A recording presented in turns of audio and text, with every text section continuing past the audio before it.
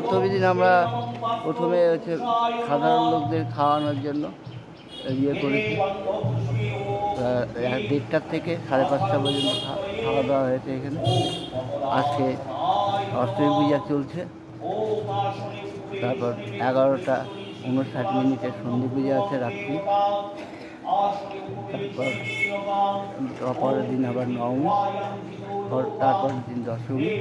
দশমীর দিন শোভাযাত্রা সহকারে আত্রাই বক্ষে প্রতিমা বিসর্জন হবে। পাশাপাশি কি কি আয়োজন করেছেন?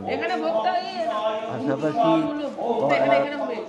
তার 7 দিন পরে কালী পূজা, শনিবার কালী পূজা আছে এখানে 3 নম্বর স্থানে।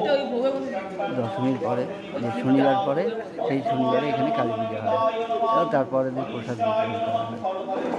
আপনার নাম এবং কি দায়িত্বে আছেন? আমার নাম সুপ্রিয়া চক্রবর্তী।